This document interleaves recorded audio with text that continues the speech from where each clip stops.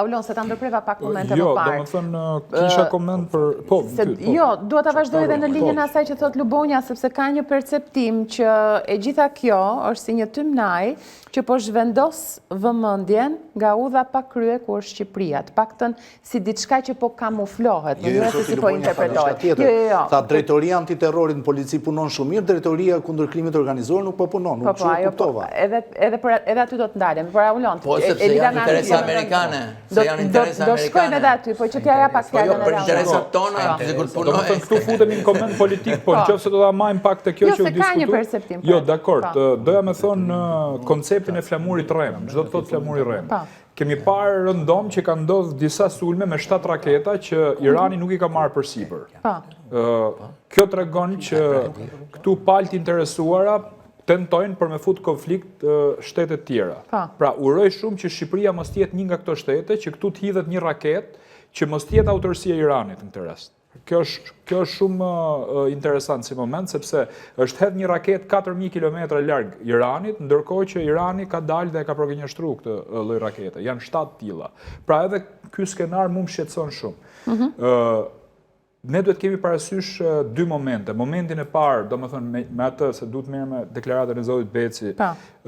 Pse policia shqiptare u fut në kampin e mujahedinëve me 21 qershor të vitit 2023. Edhe ky është i moment që duhet diskutuar sepse Jo, doja me vazhduar. Doja me vazhduar. Për të kaluar edhe drejt. Se ky është moment shumë delikat, domethënë. Është një rrezik i importuar, jam dakord me ju. Pra që nuk u trajtu, domethënë, nuk u trajtu. Po të japim pak ca detaje edhe për atë se. Duke thënë shprehjen rrezik i importuar, ju e kuptoni çfarë them. Duhet i mbronim deri në 2023 ose duhet. Jo, unë e kuptoj, po domethënë duhet i themi ca gjëra se supermendën.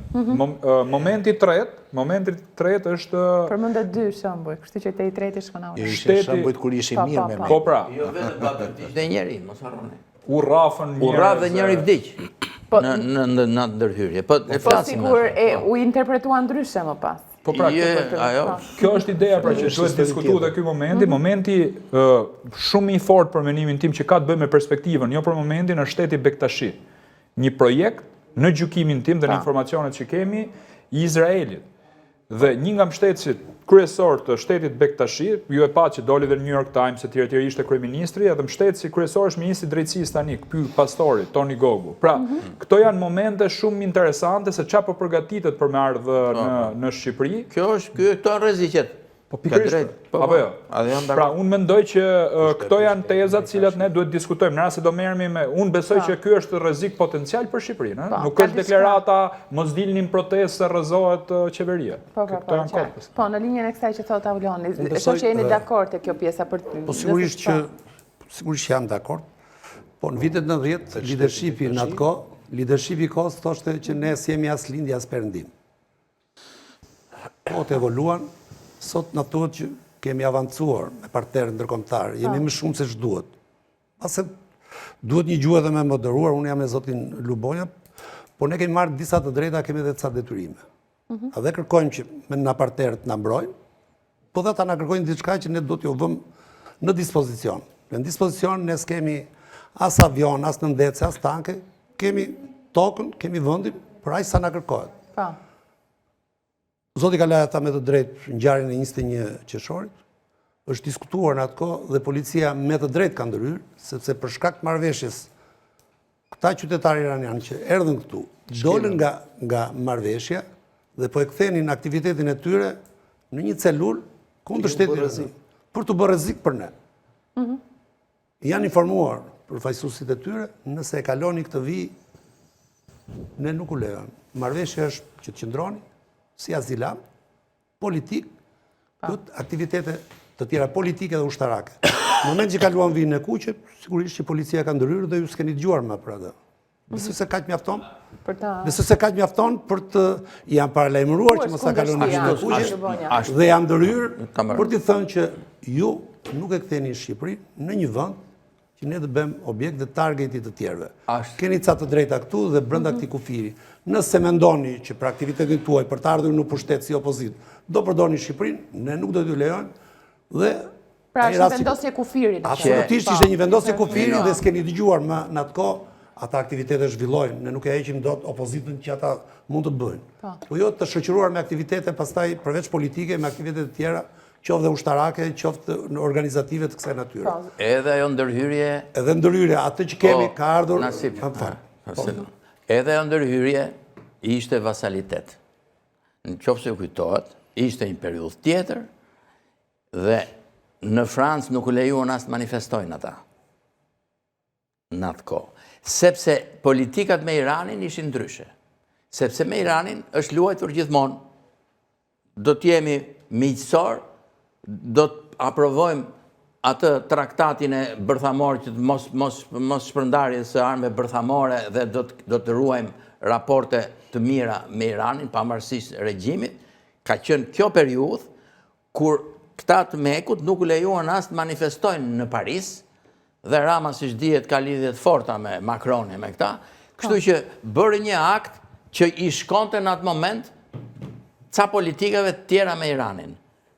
Tani janë ndryshuar ca politika me Iranin, të paktën nga SBA-ja, dhe ky bën këtë aktin tjetër, që tregon... Vetëm një pyetje, me që jemi të kjo dhe ke shumë drejtë parashtrimi, këti tani ka kërku Amerika që ta shpallë organizatë terroriste Iranin, se kjo duhet zgjidhur. Nëse ja ka kërku Amerika, ne po bim dakord, po ky e ka shpallë vetë, me sa kuptoj unë. Unë mendoj që ky elementet që ta shpallë, politika e jashtme shqiptare ka qenë gjithmonë e përcaktuar për fat keq në kohën e Ramës, nga interesat e këtia gjithmonë rreziqet për t'i pëlqyer këtij dhe atij, apo jo, ju bot të dëgjoje atë intervistën që i dha asaj franceze, se Le Point, që e përmenda më herët, ku ai ishte dhe me Macronin, dhe me Orbanin, dhe me Trumpin, dhe me Bidenin, dhe me këtë, dhe me atë, se luan gjithmonë pa një shtyllë kurrizore, si që duhet. Në momentin aktual mendoj që është e drejt ajo që ky shkoi në Izrael për të rregulluar se u hapa një nami që amerikanët po vinë ta heqin si Maduron. Edhe frikrat e tij tash nuk e dim, edhe dha këtë shenjën dhe u rregullua pastaj e morën aty, e ftuan.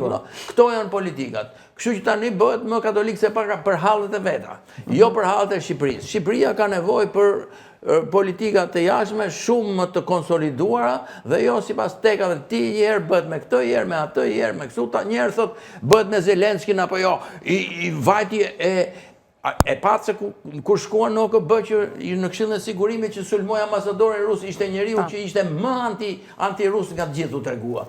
Pastaj thot tash duhet biseduar edhe me Putinin, ka drejtë Orbani që duhet bisedojmë me Putinin edhe me këta.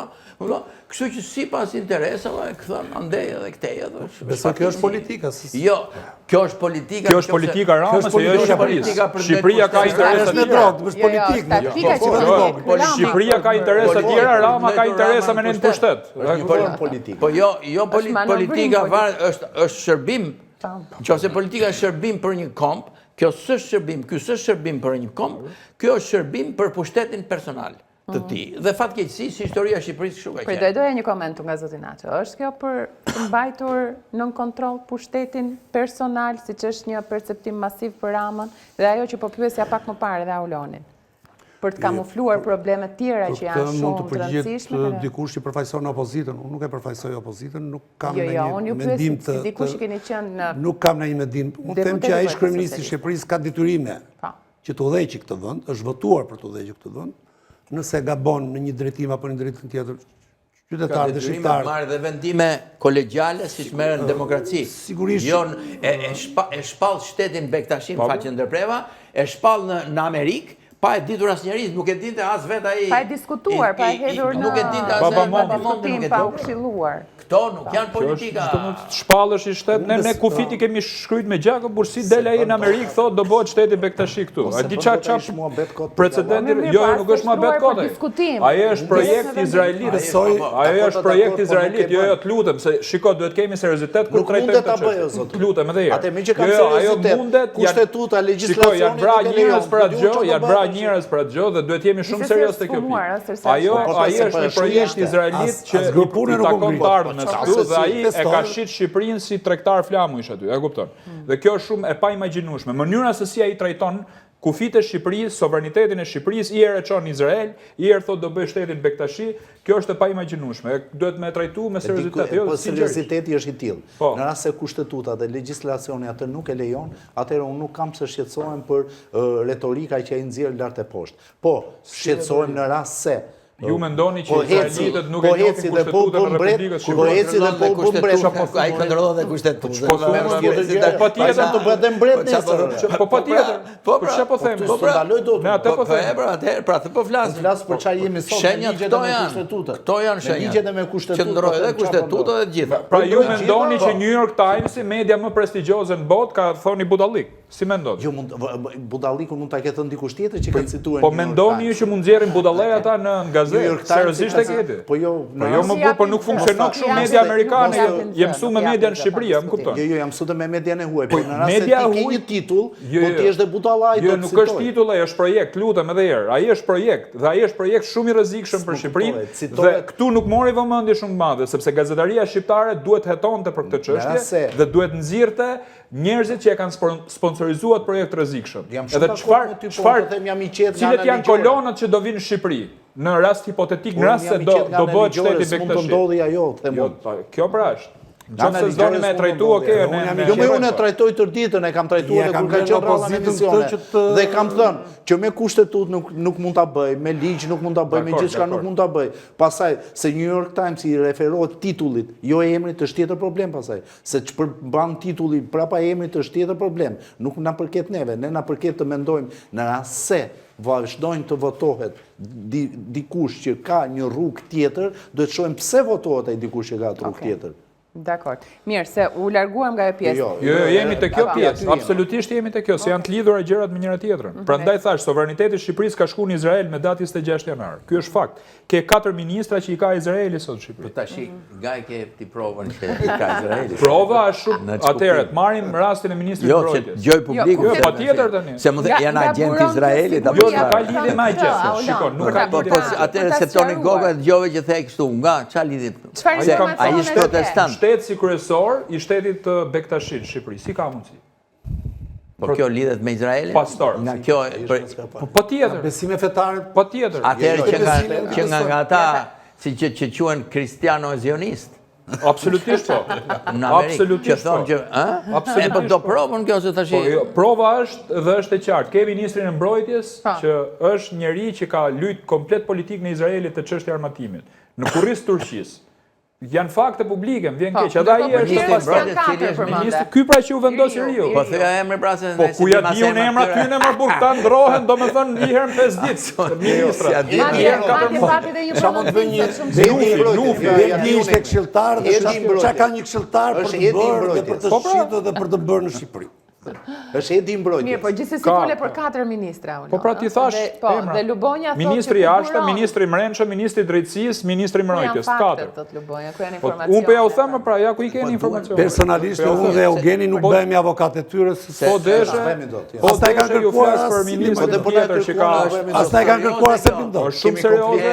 Uroj që Nisidat na ftojnë në emision tjetër edhe t'i nxjerrim me letra po deshe.